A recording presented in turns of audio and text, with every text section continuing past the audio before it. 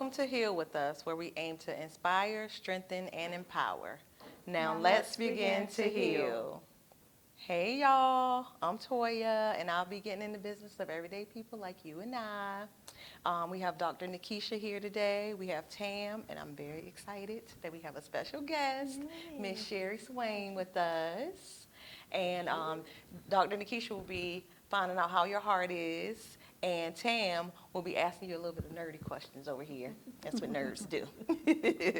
So now that you know us, let me get in your business. In your business. So, Miss Shari, what degrees do you hold? Okay, I am Shari Swain, and I have a bachelor's degree in business and a master's degree in education. So, how did you end up on this path? I ended up on this path because I noticed that I was, as a single parent, was struggling with finances. And I couldn't understand why, because I was diligent in what I was doing. I had always been the one to, when I got paid, I would handle my expenses first before I went and did anything else.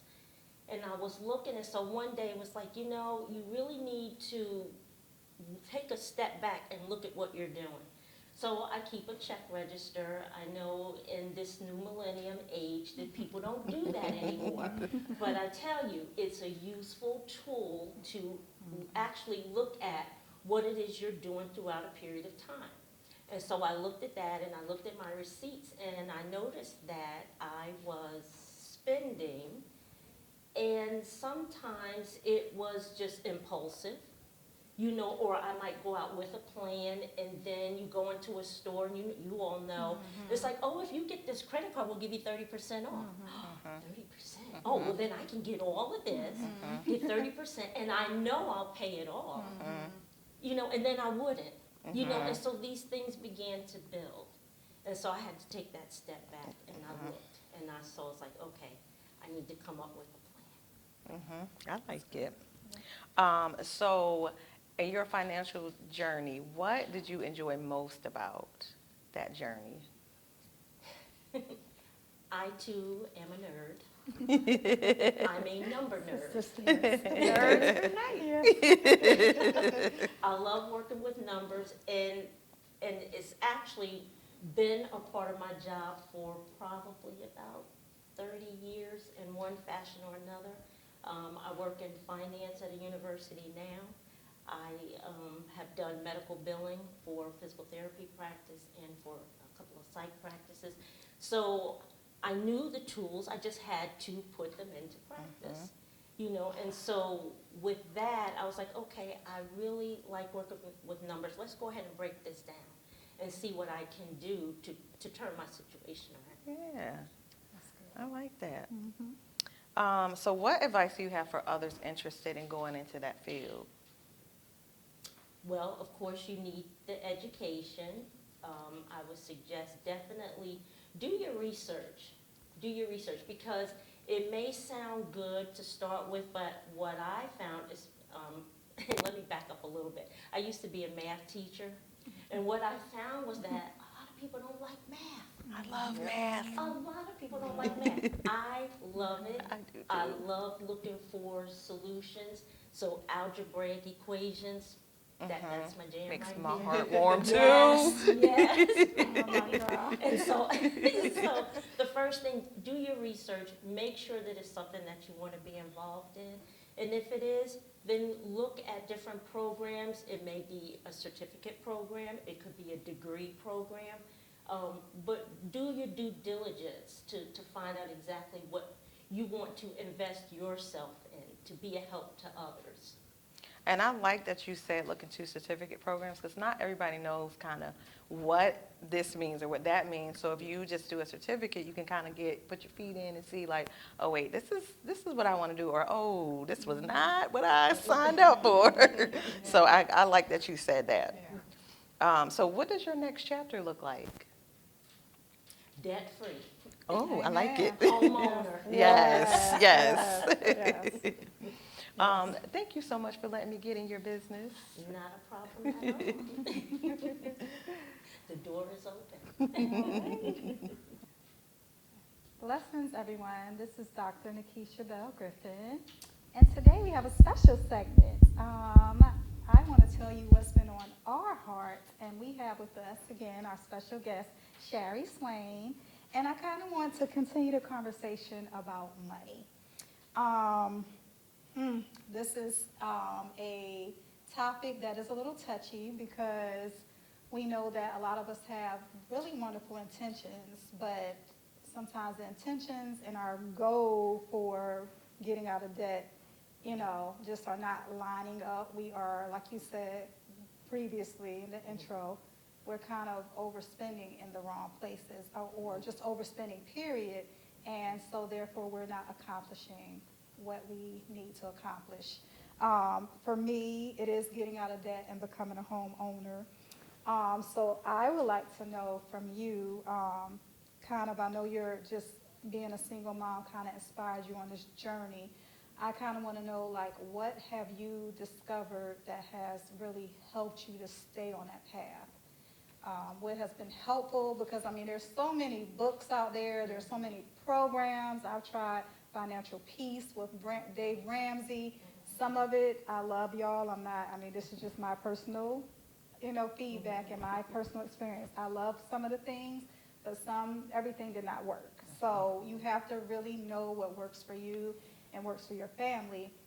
So just in your experience, what has seemed to be really effective in just reaching your goals of paying off things and getting slowly out of that debt and, seeing you get closer and closer to your your finish line. Exactly. Yes. Yes. The main thing, the most important thing is to budget. Okay. You have to budget. That is not to say that there aren't times when there are things that you want and you can't have them. But when you're looking at your budget, do you have that wiggle room? And make sure you account for the things that are necessities. You have to eat. You need your lights. You need your gas, electricity, and so forth. So, you look at that. Now, sometimes you may be in a tight spot, but the thing is, it won't always be that way. So sometimes it may be, okay, I have to hold back on this because I have this. Or what are things that you consider necessities that really aren't? So it's a matter of evaluating those things. But also, you don't want to, it's okay every now and then if you want to go to a movie, or you want to get that shoe, or you want to go out to lunch or dinner or whatever, hang out with your girlfriends. Right. It's okay. But make sure that you're always looking at that budget so that way you're not overextending yourself. Yeah, that's good. And I definitely agree.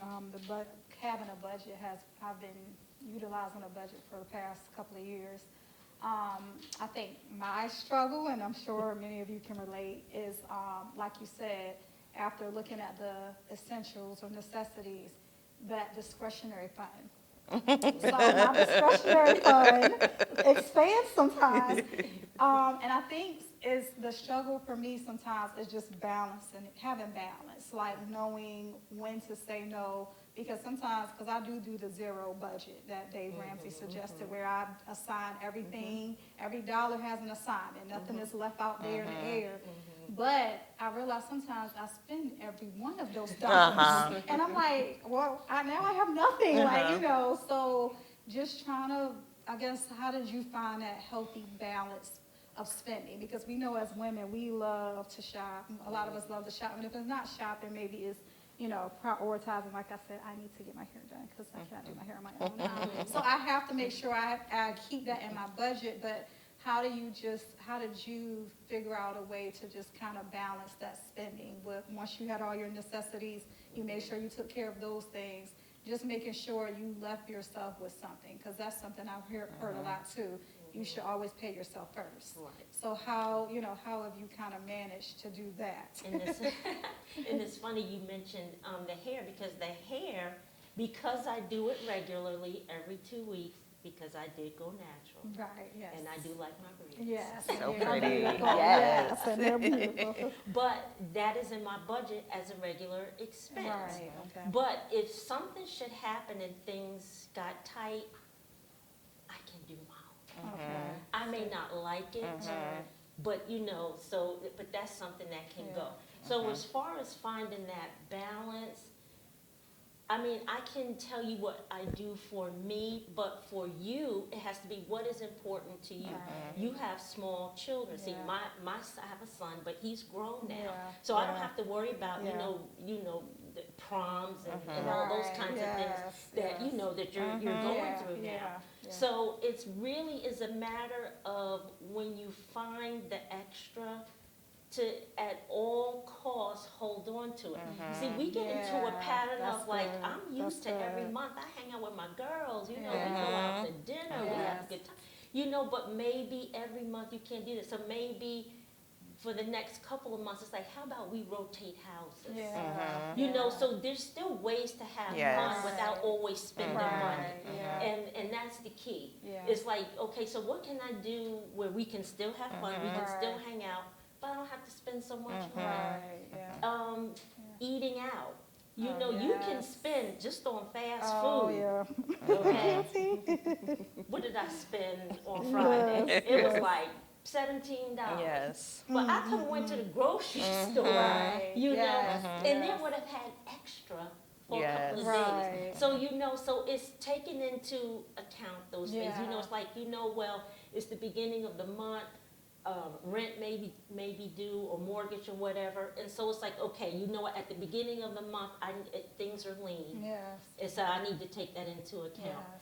By the time I get my second check, you know, I got a little more freedom, Yeah. so maybe I will make those, you know, hangout dates Right. the second half of the month Right. to come out of the second Yes, paycheck. yeah. So that's really, good. it is an individual thing, and it has to be what's important to you, Right. to you all. I know, you know, the things that I can do Yes. without, and so, and I just Yes. take that into consideration. Yeah, because I discovered having money left over in my bank account is important to me. I don't like getting broke. So it has made me shift the, you know, shift how I spend. But I heard somebody say this and I was like, yes, amen. They were like, literally eating out is eating at our budget and eating at our money. And I agree, like, it's just so convenient. Like, I don't even, half the stuff I don't even really like care for, but it's like, oh, it's 6 o'clock or whatever, and we gotta run this one to youth, and we gotta do this and that. And it's like, so easy to just slip into that mode of eating while you're on the go, that you really have to think, I mean, money ties into so many other areas of your life, like if you're meal prepping, which I know some people are really good at, that will save time and money. But again, that habit of just the convenience. And Like, you let brought me up a good just, point, not to cut you No, off, go ahead. but, stress eating. yes, oh, You yeah. know, Oh, or yes. we get into, like you said, you know, running the kids here, there, and Yes, everywhere. yes. It is so much easier to run and go get Exactly. you a bucket of chicken. Right, exactly. You know, then have to go to the grocery store, Right. pick up all your necessities, and then go home. And then you gotta Exactly. stand there and cook it. Yes, And who wants to exactly. eat after a rough day? Yes, exactly, So- exactly. Who wants to do all the Yes. cooking and stuff? Yeah. So I think it's just such a, you know, it's just a funny paradigm just to get stuck in bad money habits, because like I said, I am definitely learning that it stems and it's connected to so many other things. It's not just about the money in and of itself. It really isn't. So you have to really search your heart and really start figuring out, why am I spending the way I'm spending? You know, why am I doing the things I'm doing? And I think a lot of my habits, poor habits, come from just the way I was raised. It was quick meals, not necessarily because it's 9 of us. So it wasn't okay, I'm going to McDonald's every other day. I mean, at some points we did have seasons like that. But it was more so hot dogs or something that took 2 minutes. So I never really, now it's funny because when we were smaller, we had the full course meals. We had like, and then the When more it's kids three, that the were original added- three. Yeah, the original three had the meals at the But table. The more kids that came along, I guess my mom was like, listen, I'm tired There's of a this. lot of y'all, So yeah. that's when the quick, convenient, already pop them in the oven meals came about. And so I did not really develop a desire for cooking. My husband was like really amazing at cooking, and so he kind of took that role on in our household. But you know, there are days where he, like I said, there's a lot going on, and he's exhausted. I'm exhausted, so it's just that convenience. So just really trying to like examine, you know, the why behind what you do. You know, it's very important. So thanks for sharing that. And then I know that kind of shifting the conversation a little bit. Well, before I shift, I want to ask you, what was the worst money mistake you made? I'm going to ask you that first. And then I'm You gonna went, shift a little you getting in her business? I'm That's getting not, her that's business. not, I'm in her business. hold on, hold I'm on. in her business. I mean, people sure to help some people, so. Worst was the lack of budgeting. Okay. Too many credit cards with high balances. Yeah, speak on it. Yeah. Preach. Yes. And lack of focus on overspending. Yes. Because we'll spend, Yeah. we're Yeah. overspending. We realize we're overspending, but we just don't pay attention. I'm sure you all heard of therapy shopping. Oh, yeah, yeah. Okay, you know, we have a Professional. frustrating day. It could be frustration at Yeah, home, yeah. frustration at work, Yeah. you know, whatever. And the thing is, it's like, well, what's going to relieve that stress? Yeah. So rather than maybe talking it out with a friend or whatever, it's like, I just want to go shopping and I'm going to buy myself something really nice. Yeah. And we do that, and I did that. Yeah. You know, and a lot of times I was with people who would say, you never do anything for yourself, you deserve it. Now I know Yes. that I've already overspent, Yes. but you know what I hear? You deserve this. Girl, get you some more stuff. You never do anything for yourself. Yes. Meanwhile, I got all this stuff sitting at the house. Right. You know, and it's like, you're right, I do that. And Yes. I had a rough day. I'm going to go buy this, and this. So that was that's it. Good. Yeah. That's good. Yeah, that's good. And I like how you pointed out, you kind of touched on those credit cards because, it's like almost, and I know this is something some people say, sometimes it's better to touch and feel your money because you know what you have as opposed to credit cards. It's like, oh, swipe, and then you realize you've maxed out almost everything you've had. And then that impacts your credit, which is a Yes. whole other story, but it kind of ties into what I wanted to ask you next about just your challenges, because I know that you're trying to purchase a home. We both talked about that next chapter in our life. And like, what are your major challenges with where that's concerned? Challenges with that. Well, first thing is, of course, you have to have good credit, which I did build up. And I did it by not following the experts' advice. Because I had to look at me. Yes. Sorry. I had to look at me. Yes. And, you know, I realized that, you know, the plans that were laid out, and you mentioned one earlier, you know, that just wasn't working for me. Right. So again, what I did was I looked and I, you know, analyzed everything and all that, built my credit up, which, you know, put me in a better standing for being able to purchase a home. Well, you know, and the funny thing is, and I've shared this with you before, it seems like every time I get into a good situation, the economy changes. Yes. So now I've got that to deal Yes. with. It's like, you know, so now interest rate is on the Yes. rise. So even though my credit is good, my debt is almost gone, well, now the interest rate is Yes. high. Yes. So it's like dealing with that. It's like, how am I ever going to, you know, get ahead? And then I was told that, well, you don't want to get rid of all of your credit because they use that in assessing your, you know, your eligibility for a mortgage. Yes. I was like, the devil is a liar because I am not Yes. going to sit here and carry this debt Exactly. just so I can get a Yes. home. Because you're still paying interest. Exactly, So, exactly. yeah. So, you know, a lot of it, a faith walk, Yeah. but, you know, and then dealing with people who just want to, you know, it's like, well, this is in your price range, so here you go. And it's like, I cannot see coming home from a hard day to work looking at this. Yes. Yeah. I'm not feeling this. And a lot of them don't understand it. Well, you know, you're in this range. Well, you know what? Then maybe I need to wait a little longer until I can come out of this Yes. range and get to where I want to be, or the economy shifts where it's in my favor as a buyer, Yes. and then move forward. And that's the thing. You know, it's like, don't let anyone talk you Right. into what your heart's Yeah. desire and your passion is. Whatever, hold on to it. Because you know what, at the end of the day, it's about them. It's like, you know what, I'm trying to make a sale. Yes. I'm trying to get you a mortgage. I'm trying to do, Yes. and not really considering you. So consider yourself and what it is you're looking for. If I have to take a step back and wait a year or two, then I'm willing to do it. Yes. You know, I'm not in a horrible place Right. where I am now. Exactly. So I'm good. Yeah. But I'm not just going to rush out there and then find myself paying. And this is the other thing. With the economy the way it is, I find that I'm paying way more than what I am in rent. Right. Well, Which is I've just gotten crazy. myself into a good Yes. place financially, and Right. so now I'm going to go back. Right. Yeah. Yes. Yeah.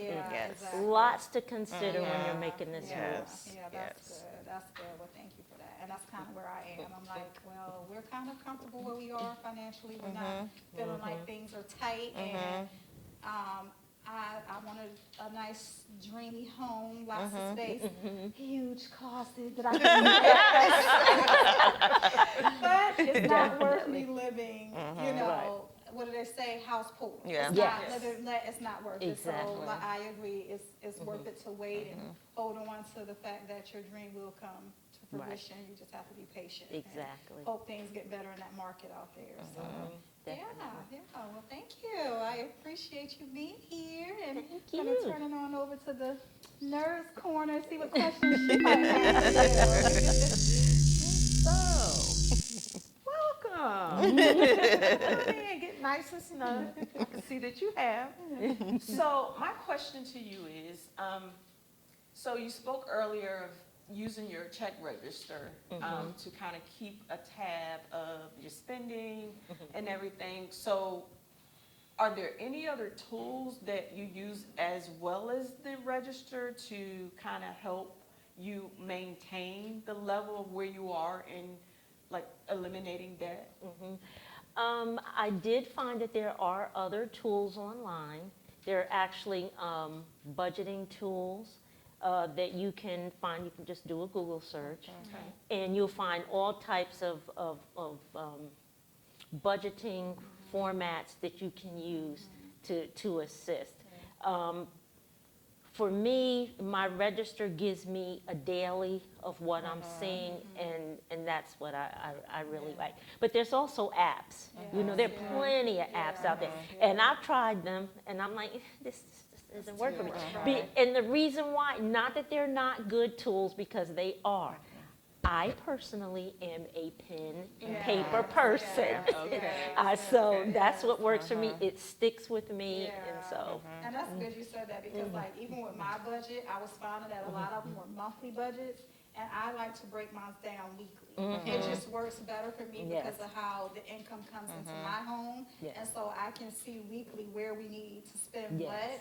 And it's still an overall monthly budget, but that monthly budget is also broken down by week. So, and I tapped mine in. I created my own template and everything because I just didn't see anything that worked well for me. So, yeah. And I'm gonna chime in on the pen and paper because I had to re-examine my whole life, but I did like start writing, like kind of journaling almost every single thing that I was spending. And I did it for like a whole month, and I was like, did I really did I really spend that much on this and that? I mean, like, cause you just spent the little things that you get, you don't realize that they're adding up to like hundreds or thousands of dollars in 1 month.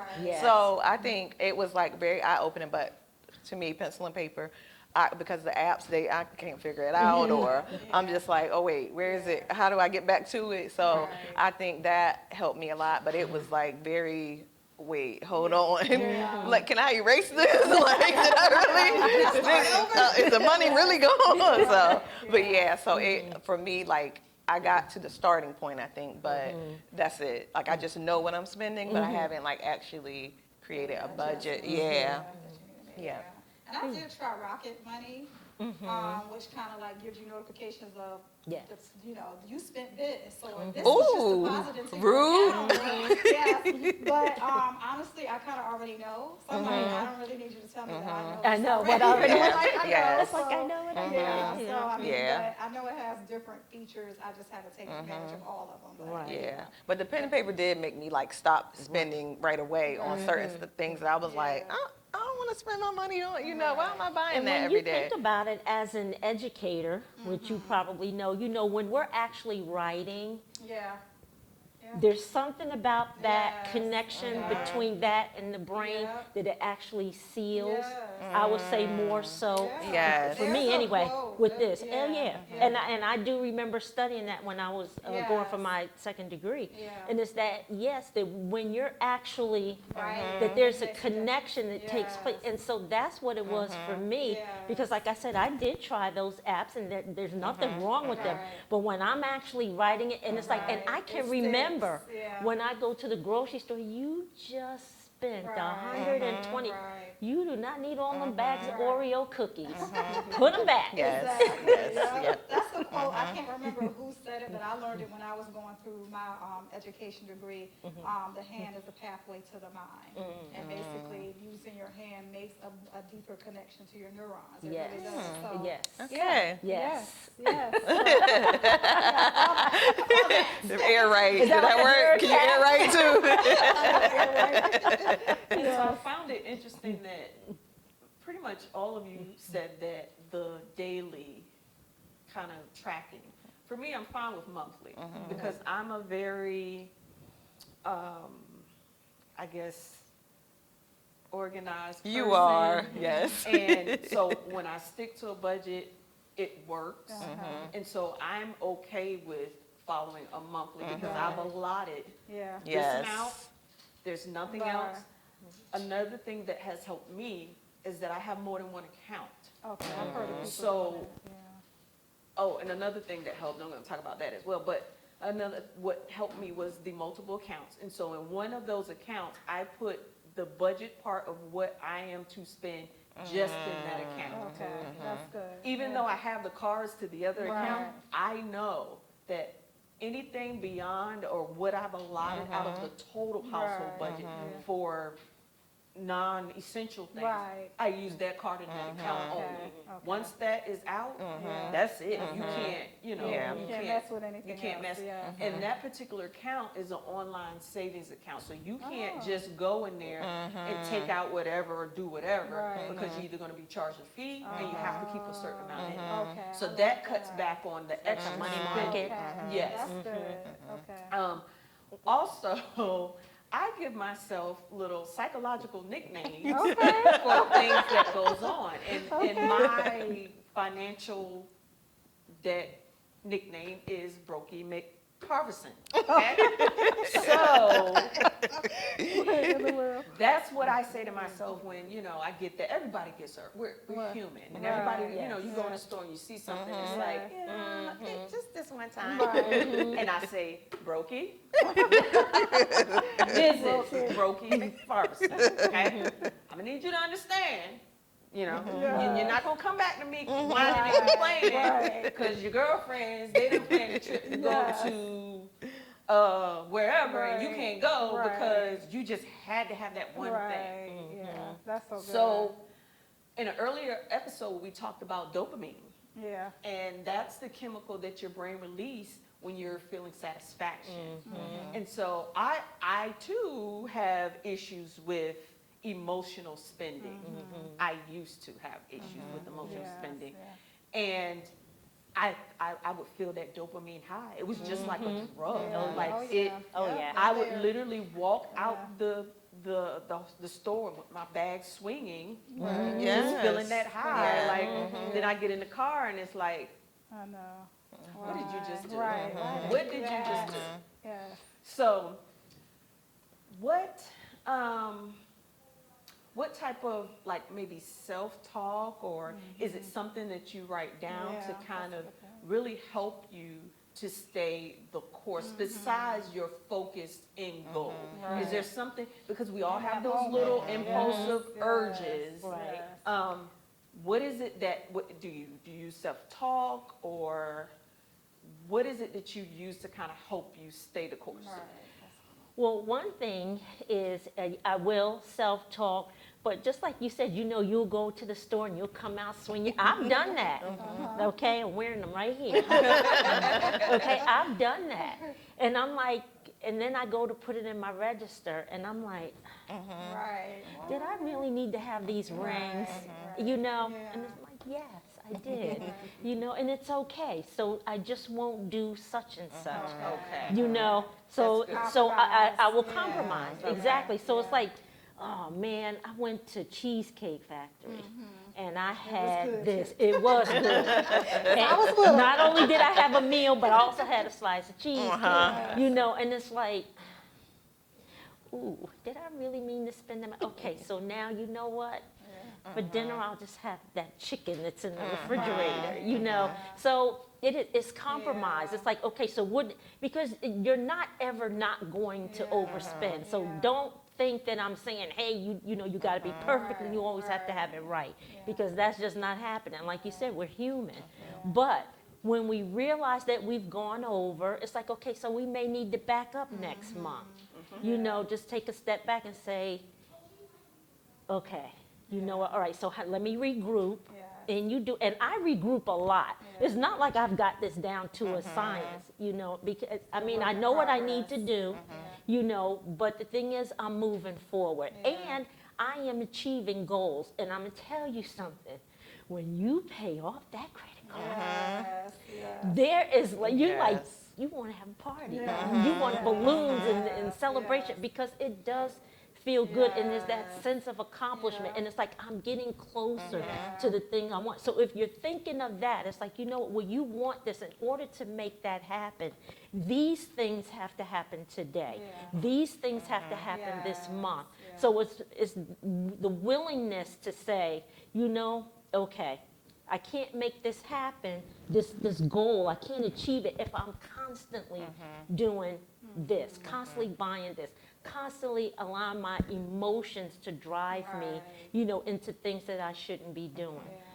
So when you have your future in mind, but also looking at your present, and reflecting on the things you did in the past to make sure you don't repeat those Yes. mistakes. And I like- Then you'll do good. Yeah. You'll do And I well. like how you said that, because the compromise part, like for me, when I get off track, it just messes me all up. Like I almost like want to give up. Like, well, and then I just go crazy because I was playing that. But that's how I was. But now it's kind of like I kind of know my triggers.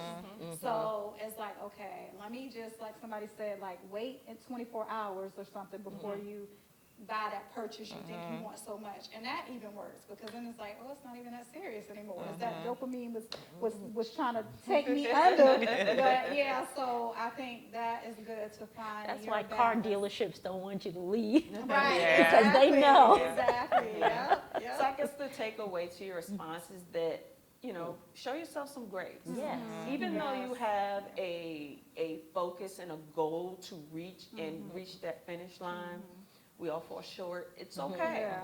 And just show yourself grace, Yes. because I feel like without that grace, you get really down in the Yes. dumps and Yes. fall back Yeah, financially. So exactly. show yourself some grace. Yeah. Yeah. So I just have two more questions. My next question is, have any of you ever heard of the book Rich Dad Poor Dad? Yes. Okay, so I've read that book, Okay. very helpful. Okay. I know you said earlier you've tried some other, you read books, tried Dave Ramsey, I did that as well. Okay. Susan Orson, I've tried her Okay. way as well. Well, I like the Rich Dad Poor Dad because, like you spoke earlier, it's kind of a generational thing. Yeah. We really definitely. weren't taught Right. how to manage your Right. finances. Yes. And I know you spoke earlier that you have a son who is an adult. And I don't know how long you've been on that journey of trying to manage and control your debt. But when he was younger, did you take the time to kind of prepare him for debt and explain credit? And Oh, yes. Okay. Oh, most definitely. Okay. Only because of my experience Right. and being a That's good. single mom. Yes. I wanted him to understand. It's like, you know what? don't go crazy with this. And I even encouraged him when he got old enough to get a credit card. I said, you want to establish credit. Yes. We do need to do that, but I don't believe we need to carry a whole bunch, Exactly. you know, to Exactly. achieve the things that we want. Yes. But I did let him know. So he did that, and he would get it. He'd pay it right. I was like, okay, wait a minute, wait. Yes. Okay, you charge $50. How about pay 25 and 25? Right. Not the whole 50 Yes. right now. Yeah. You know, and he's like, oh, I thought you said I had to pay it. Well, yes, but they want to see that you can Right. manage it. Right. You know, Yes. So we've done that, and I've watched him. You know, as he's gotten older, how he manages his money. That he does. He plans. And when he does put something on a credit card, he knows it because I call him my world traveler. He's been to Italy twice. He's been to Sweden. You know, he's in New York. He's just going all these different places. Mexico. I'm like, look at you. I've not been out the country yet. I just got my passport. But with that, you know, he plans. He may put, you know, some of the expenses on a credit card, but he already knows how he's going to pay it off. And I'm like, oh, and so that I'm like, good job, Mom. Good job. You know, because he needs to understand, you know, don't fall into the trap. And we were actually just talking about it earlier this week. You know, we were talking about money markets, and I was telling him some things that I was thinking of doing, and he's like, oh, really? So tell me about that. And I did. And so we want to do that with our children, you know, because we want them to be financially viable when they start. So this leads into my last question. The two of you as being educators, how do you think, or what should be put into place into the education system to prepare the children? I feel like you're never too young. You're never too young to learn about financing and managing your finances. So you as educators, what do you think maybe the school system can incorporate? At what level and what tools can they incorporate to ensure that the children are getting some type of financial education besides of how to make change out of a dollar? Yes. So I can speak. I know, like in the curriculum for the younger ones, it is kind of starting them out with identifying the difference between needs and wants. So it starts very basic, and actually Navy Federal got to give a shout out to them. They actually have a program called the Kids Marketplace and Financial Literacy Skills, where they will come out to a school and they will teach kids more so about those needs and wants, and then how to budget. Of course, for the little ones, it's very simplified. It's like giving them money, and then they go shopping, Right. and then you have enough Exposed to money it. to, yes. And for the older ones, actually imagining if you had a house, if you want a house, a car, whatever, all these essentials or necessities, once you have that now, what can you afford? So just giving them real life scenarios. And I know in high school, and even though you're not an educator, your girls are going Yes, through my daughter the bought a school Mustang system. and had no money for a house. Right. Yeah, Yeah. for her budget. So, right. Yeah. So like in high school, they have like, my daughter is actually gonna enroll, well, they're doing their coursework now. So next year she will take a finance class. Okay. So they do have classes, and they are trying to become very proactive about exposing kids and getting them, you know, on the right track with managing money. And even speaking of Dave Ramsey, I'm not like, you know, what's the word? Not like pushing his program or anything, but I know that he's even made it accessible to use this program good. with children as well. good. So, yeah. So there are things out there. There are. You just have to be aware and look for them and then put them to use. Definitely. Yeah, I was going to say, because even back when I was in high school in the dark ages, we had a finance class, you know, where we were taught not necessarily budgeting, but at least, you know, how to use a checkbook. You know, what to look for, you know, how you spend your money and making sure you have the money, you know, that you're spending, that you're not always going, you know, overdrawn. So. And it's sad, y'all, because we are discovering that children of many ages cannot identify coins.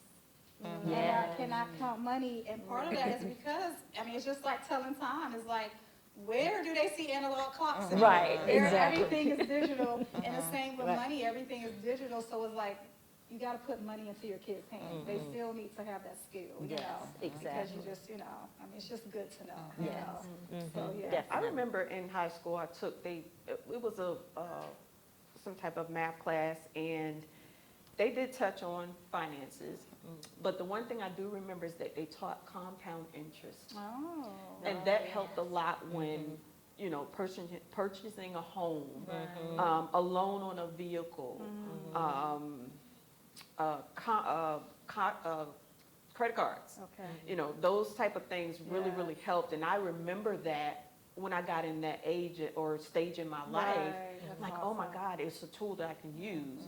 But I still think they should take it on a different level. I get, you know, writing a Yeah, check, balance a yeah. checkbook, but I think they need to talk about money market accounts. Yes. Yeah. I think they need to talk about high yield savings Right, accounts. yeah.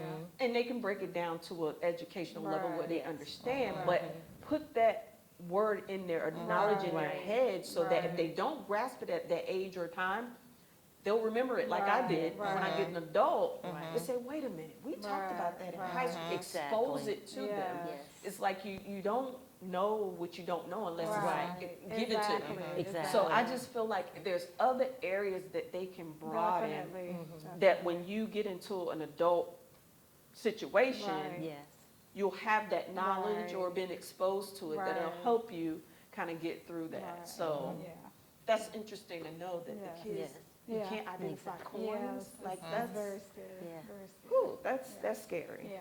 But that's all the questions I have. Thank you Yeah. for Thank you. Yes. Thank you for having me. Yes. Yeah. Yeah. And thank you guys for joining us for another episode of Heal With Us. And remember, healing is a process, so take it one day at a time. And remember that we are available on all social media platforms, Facebook and Instagram. And you can email us with any questions or comments or even any show topics that you would like for us to kind of indulge in. And that email address is healwithus3@gmail.com. Heal with us. Heal with us.